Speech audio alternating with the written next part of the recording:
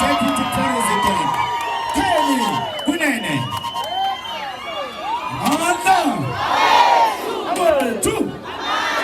Amandla awethu.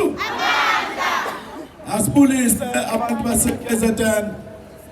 Lolu daba esikhuluma ngalo namhlanje lubuhlungu kakhulu.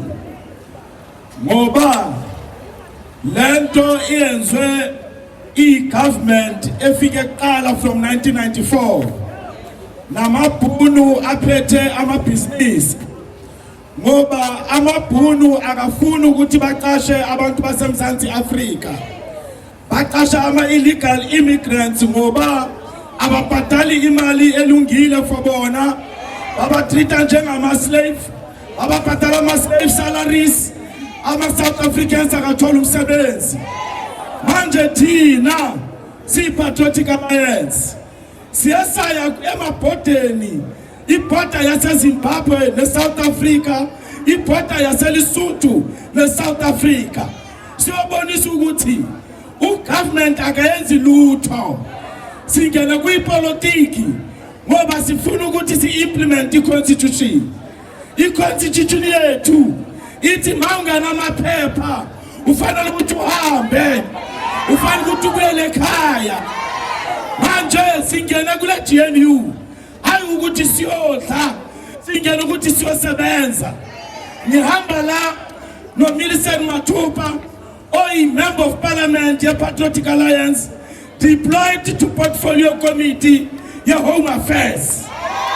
Manje ngithe aze la azoba nomphakathi ngoba uyangitshela ukuthi bathola ukuthi yakhona ama-airlines aletha ama-illegal foreigners through OR Tambo. Akhona ama-buses aletha ama-illegal foreigners. When they are found, they are only fined. We are calling on the Minister of Police to implement the Constitution. ETA ifune Home Affairs, but they want to legalize illegal immigrants so that they can employ them in their businesses at the expense of South Africans. That's why our call is very clear. Amen. Manyeti Abba, Uti Habe, Abba.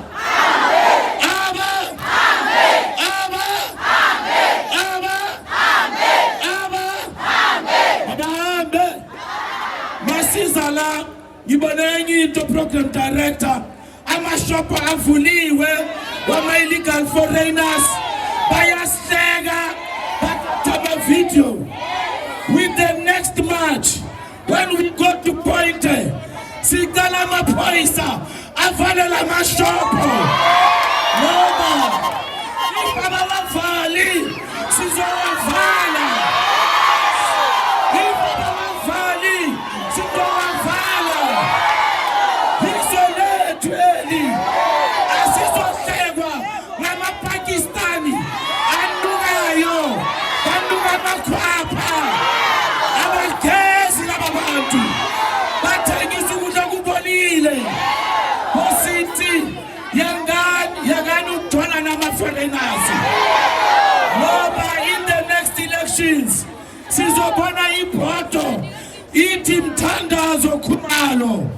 Mawuthi uyabeka ubuso uMohammed Ibrahim Abdul, ngiyamcela bosisi nisenzela inkinga.